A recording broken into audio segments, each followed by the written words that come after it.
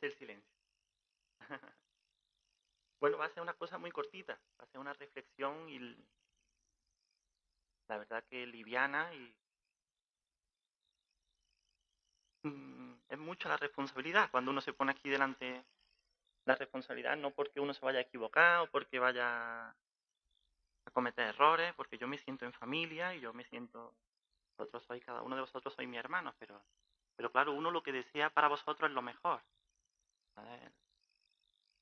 Quiere llevaros algo que sea útil, que sirva para el día a día y bueno, lo primero es que darle las gracias a Miguel por el ofrecimiento y vamos a ver, esperamos que no nos equivoquemos mucho y que sea la primera de más veces. Cuando le dije a su hijo, a Miguelillo, que iba a compartir algo, Miguelillo me decía, Curro, tú no sabes muy bien hablar delante de la gente porque la verdad es que tú sueles reflexionar en voz alta y, y yo tiendo mucho a no llevar para nada un hilo lineal. A mí no me gusta eso de 1 más 1 son 2 y más 1 son 3. Yo la verdad que me gusta muchísimo pensar en abstracto y pensar pegando saltos, yendo para adelante, para atrás, relacionando cosas que no tienen nada que ver. Sería como una película de David Lynch, no sé si alguno lo habéis visto. Pues claro, eso tú la ves y dices, ¿de qué va la película? Pues no lo sé, no lo sé. Es una sucesión de imágenes y a mí me ha gustado lo que he visto, pero no sé qué mensaje ha transmitido. Entonces Miguelillo me advertía de, yo tiendo mucho a hacer eso.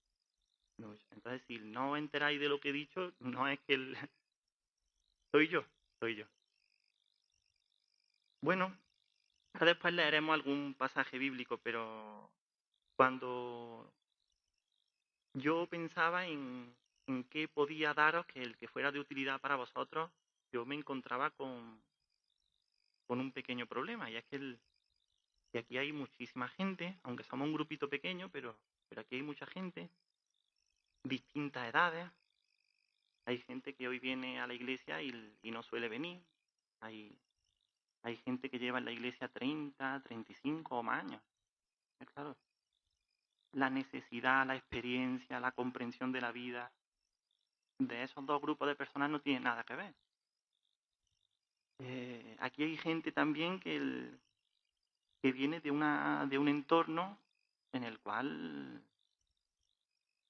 lo económico, lo social, lo cultural, lo sociológico, no tienen nada que ver con los que están sentados al lado de la banca.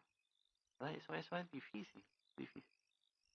Hasta el punto, yo por ejemplo, en esta semana he visto, hay una iglesia en Latinoamérica que hace su aniversario, ¿no? Y entonces lo van anunciando con, con un, con un coche que va por la calle. Y después también, aquí hay hermanos en la iglesia que tienen, bueno, en iglesias que visitan en Estados Unidos, allí tienen su propio canal de televisión, un canal que puede competir con cualquiera, ¿no? Entonces, claro, la experiencia de vida de ese tipo de personas es muy distinta. No es lo mismo una mujer que un hombre, en derechos sí, pero no es lo mismo. No es lo mismo, a mí también me daba, pensando en esto, no es lo mismo una mujer joven que una mujer adulta. Cuando hablamos de temas como familia, amor, cada persona interpreta cosas distintas. Y claro, yo quería un poquito, a mí me pesaba, ¿qué digo para que sea de ayuda? Entonces, lavándome un poquito las manos, decía, bueno, le voy a echar responsabilidad a ellos. El, ¿Qué es lo que ellos han venido buscando? ¿Qué es lo que ellos han venido, cuando ellos se acercan a Dios, qué queréis de Dios? ¿Qué cosas son las que vosotros buscáis? Entonces, claro, esa frase de preguntaros a vosotros, ¿qué salís a ver cuando vaya a la iglesia? Cuando queréis tener una relación o queréis tener un encuentro con Dios, qué es lo que vais buscando? ¿Qué es lo que estáis buscando?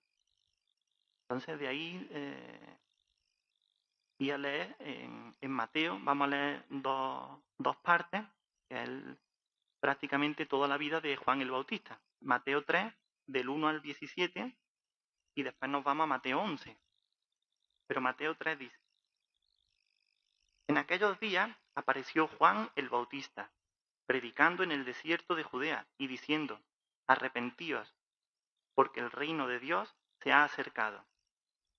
Pues este es aquel de quien fue dicho por medio del profeta Isaías: Soy una voz que clama en el desierto, preparo el camino del Señor y enderezo sus sendas. Juan mismo estaba vestido de pelo de camello y con un cinto de cuero a la cintura. Su comida eran langostas y miel.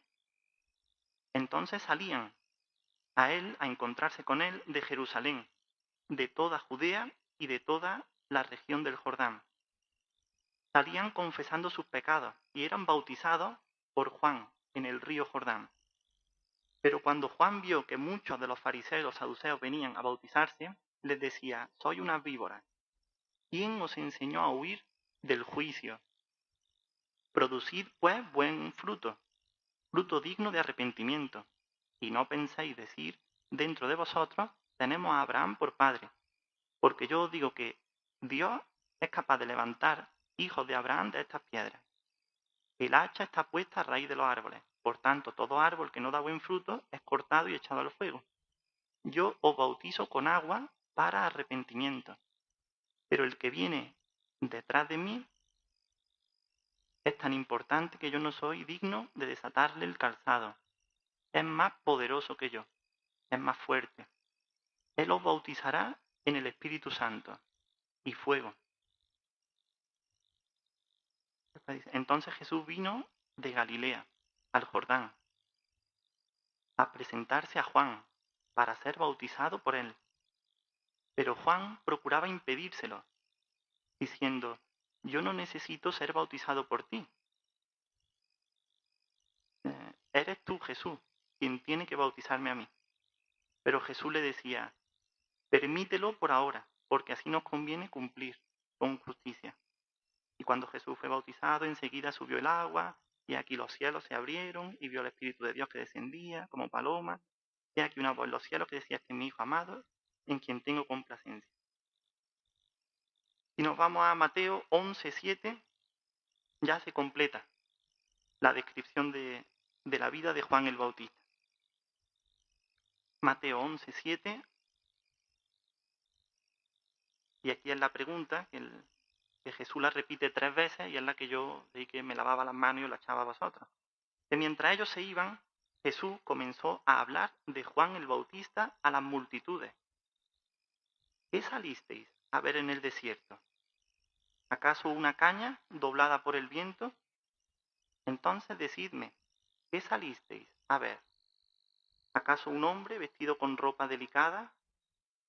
He aquí que los que visten con ropa delicada están en los palacios, con los reyes. Entonces decidme, ¿qué salisteis a ver? ¿A un profeta? Sí, os digo de verdad que es más que un profeta. Este es aquel de quien está escrito: He aquí que yo envío un mensajero delante de mí, el que prepara mi camino, el que está delante mío. De cierto os digo que no se ha levantado entre los nacidos de mujer ningún otro mayor que Juan el Bautista. Sin embargo, el más pequeño en el reino de Dios es mayor que Juan el Bautista. Desde los días de Juan hasta ahora, el reino de Dios sufre violencia, los violentos se apoderan de él, porque todos los profetas y la ley de los profetas es hasta Juan. Y si lo queréis recibir, él es el Elías que ha de venir. El que tiene oído, oiga. Bueno. Yo creo que este pasaje es muy conocido, todos lo sabemos. Este es el principio del Evangelio, ¿vale? El principio de la vida pública de Jesús. Y la reflexión que yo quería dejaros es que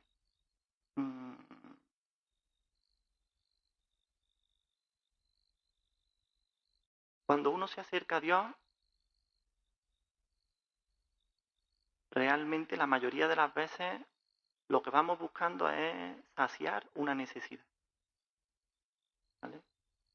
Tenemos necesidades. Hay gente que En el momento en el que se encontró con Jesús, tenía hambre, él le pedía alimento. Hay gente que cuando veía a Jesús lo primero que se le pasaba por la cabeza es sana a mi hijo, sana a mi hija. Es que lo necesito ahora. Las necesidades nos acercan a Jesús y a Dios. Pero una respuesta de Dios satisfaciendo una necesidad, ¿eso para nosotros es suficiente? Claro, había mucha gente que se acercaba a Juan el Bautista y decía, bueno, yo reconozco la situación que tengo. Yo quiero poner de mi parte, me acerco, yo quiero ser bautizado.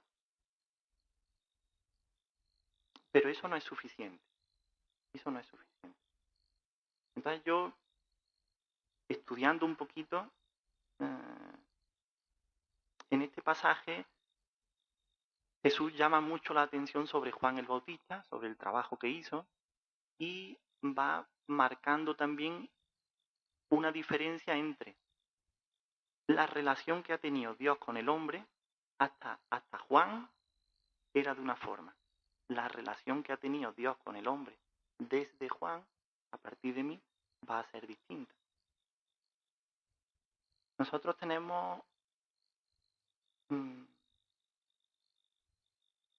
podemos disfrutar del favor de Dios de una forma que la gente, hasta Juan, porque incluso Juan vio, vislumbró, pero no experimentó lo que nosotros podemos experimentar. La gente hasta Juan tenía una experiencia de Dios la tenía totalmente limitada, cortada, amputada. Dios era inaccesible, pero Dios era inaccesible hasta el punto de que de ninguna forma imaginable tú te podías acercar a Dios, ¿vale? Tenemos la ley y los profetas. El máximo exponente de la ley es Moisés. La Biblia dice, Moisés se podía acercar a Dios y hablarle como un amigo le habla a un amigo. Bueno, esa distancia era insalvable. En todo momento, y tú estás viendo cómo Moisés se dirige a Dios, ¿no? Moisés está hablando con Dios. Eso quiere decir alguien que está donde tú ni te puedes imaginar. Alguien al cual tú tienes que agacharte, que tú tienes que humillarte, ¿vale? Para poder acercarte a Dios, tú tienes que agacharte, que humillarte, por supuesto que inclinarte. Entonces, en los profetas se ve exactamente igual. Las personas que tenían... ¿El profeta quién era? Aparte de que anunciaba la voz de Dios, la voluntad, el deseo, la dirección, el consejo de Dios. Aparte era, por definición, un profeta es persona que tiene experiencia de Dios. ¿Vale? Por eso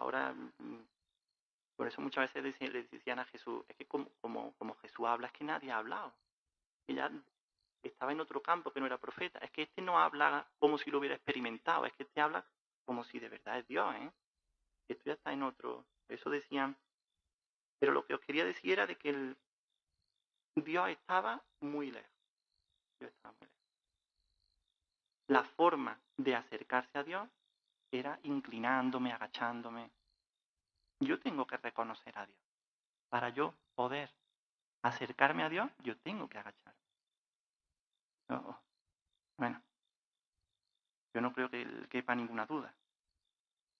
Entonces, una pregunta que es trampa, porque la verdad que, digamos, la respuesta que digamos es trampa, pero vaya, desde el punto de vista de Juan el Bautista, la respuesta se ve, es cierta.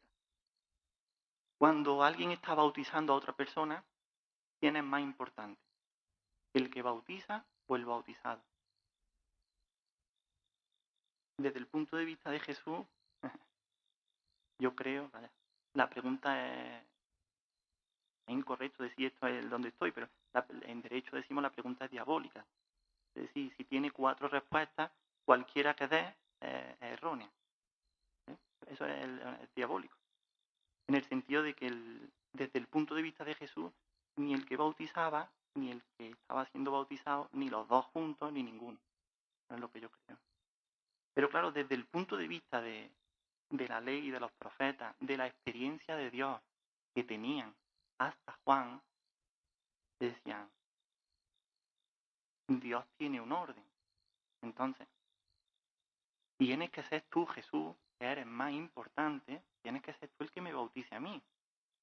Y yo tengo que reconocerlo, yo me tengo que agachar, yo tengo que inclinarme, yo tengo que humillarme ante ti, ¿vale? No hubiera sido tan explícito de decir tú eres Dios, pero sí le podía haber dicho, es que tú eres quien eres, tú eres el santo. Entonces, claro, inclina a servir, lo reconoce. ¿Qué pasó en el bautismo? Bueno, con el símbolo, con la verdad que sí, que es un símbolo, que es el cielo se rasgó, el cielo se abrió, ¿vale? Yo desde mi punto de vista, la forma de explicarlo sería que en ningún momento se rompe la cadena de relevo desde Moisés hasta Juan el Bautista. Cada profeta, con su experiencia de Dios, con su relación con Dios, iban entregando un relevo de mano en mano. Cuando llegó Jesús, el cielo se abre, ¿vale? Ya no hay relevo. Ya no hay relevo. La ley se ha cumplido. Ahora tenemos otra experiencia, otra forma de acercarse a Dios. El régimen de la ley de Moisés termina, comienza y se inicia el régimen de la gracia de Dios. Entonces, aquí viene lo importante y la reflexión que yo sí os quería decir. Antes, cuando yo me acercaba a Dios, yo me humillaba, ¿vale? Hasta el punto de que yo he hablado con gente, algunos que son muy conservadores, que le dan mucha importancia al Antiguo Testamento, entonces pueden llegar incluso a sentirse que si cuando están hablando con Dios no tienen la frente pegada en el suelo, no se encuentran cómodos. Es el que deciros, ¿no? Es como querer tanto a la ley que la ley te ha matado, ¿no?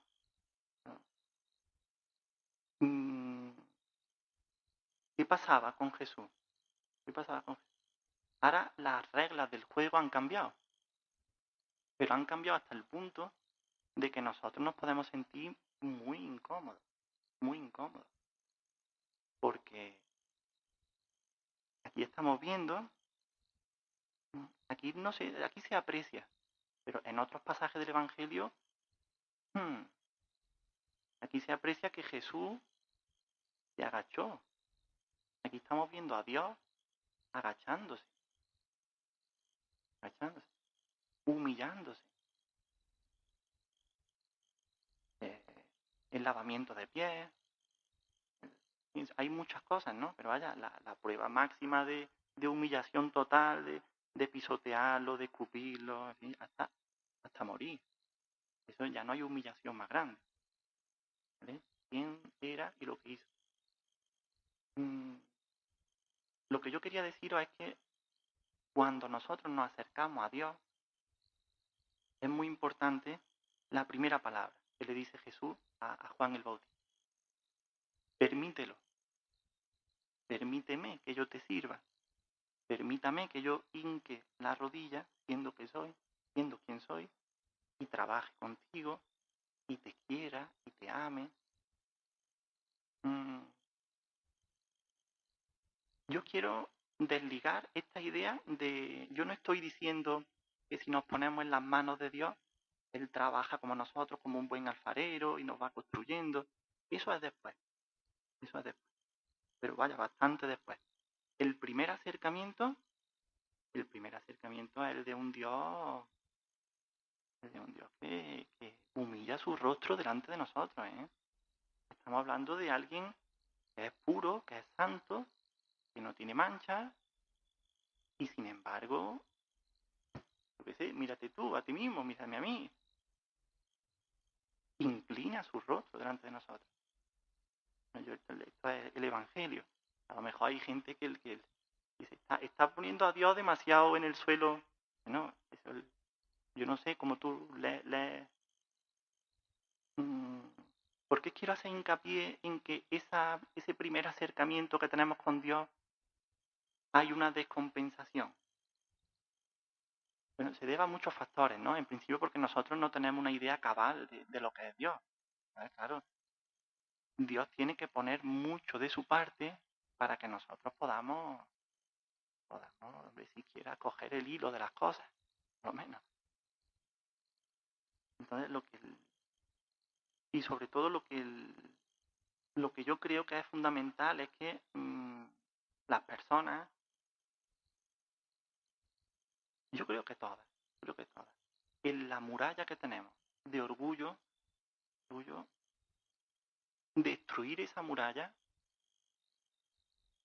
eso tiene que ser, y yo creo que a través de lo que hizo Dios es humillarse, agacharse. Ahí sí que es la espada de Dios, eso te rompe. Eso llega hasta, bueno, como digo, hasta el tuétano, hasta el alma, hasta hacer de ti alguien que, claro, tú a partir de ese momento de que tú más o menos vas vislumbrando y entendiendo de que Dios es Dios, que tú la grandeza de Dios la vas viendo con el tiempo, con la experiencia de Dios, y de que eso tan grande se ha agachado, se ha inclinado ante ti, claro, tú eso te va rompiendo el orgullo, te va rompiendo el amor propio, ¿sabes? Tú ya, es ahí cuando tú ya estás entrando en lo que es una filiación de Dios. Estás dejando una filiación de lo natural, te estás haciendo hijo de Dios. Entonces, hombre, yo sí llamaron la atención de que bueno, nosotros hemos tenido la suerte,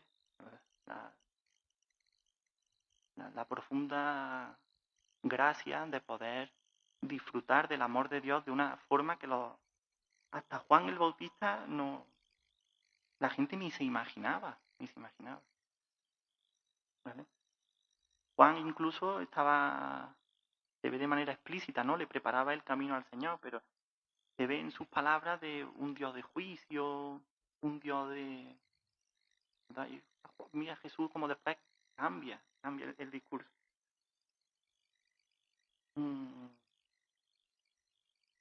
Bueno, yo también lo último es deciros que cuando nosotros estamos dentro de la familia de Dios por filiación, porque ya somos hijos suyos, más que de sangre ya es por Espíritu Santo.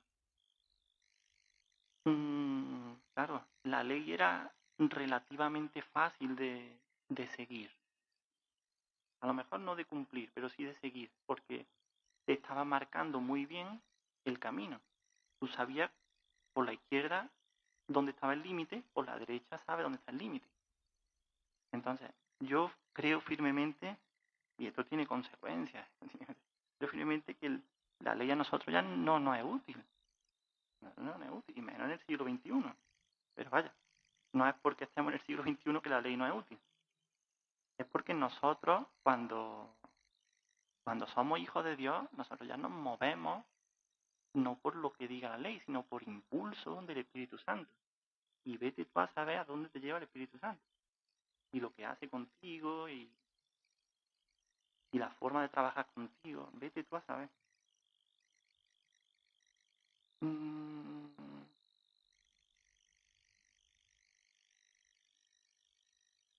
Yo, hasta aquí.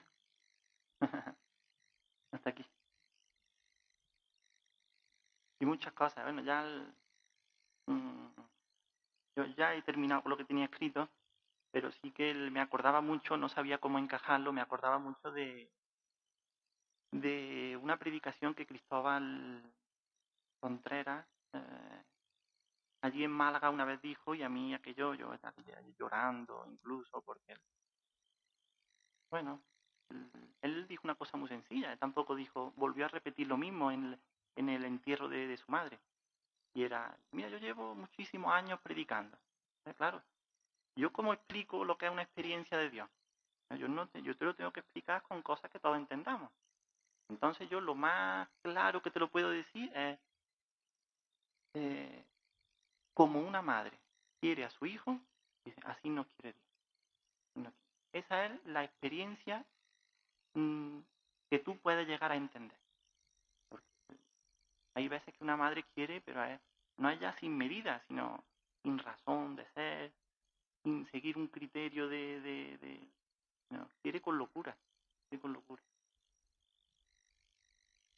Bueno, ya está. Y por terminar, por decir algo de lo de la cárcel,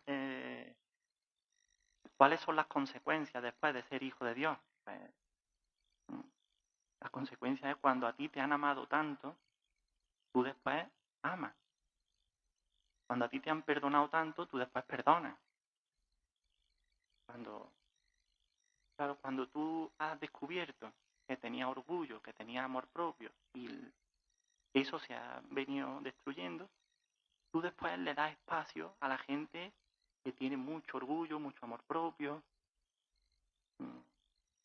Juan el Bautista, cuando Jesús dijo esto que hemos leído en último lugar, estaba en la cárcel. Entonces, tiene una connotación en el Antiguo Testamento, o Job, lo podemos ver, la cárcel, si estaba en la cárcel, algo habría hecho. ¿Vale? En el Antiguo Testamento pesaba mucho que alguien estuviera en la cárcel. Era símbolo o signo de que algo blanco, blanco, puro no es. Puro no es. Pero si queréis lo miráis en cualquier comentario, lo van diciendo. Porque él se intuía, sin tener nada claro, cierto, se intuía de que, bueno, habrá resbalado en algo de la ley, algo ahí tiene que haber algo. Si no, Dios no permite que un santo esté en la cárcel. Ya después Jesús, como dice, cuando visitéis a alguien que está en la cárcel, me estáis visitando a mí. Es decir, estáis visitando algo que es puro, que es santo, que es sin mancha, inmaculado. Entonces, claro, cuando yo tengo experiencia de Dios, veo la vida de otra forma. Veo la vida. Vamos, yo visité una vez la cárcel de Alaurín, y limpio, inmaculado, puro, santo. Claro, pero si yo veo a Jesús allí, cambia la regla del juego.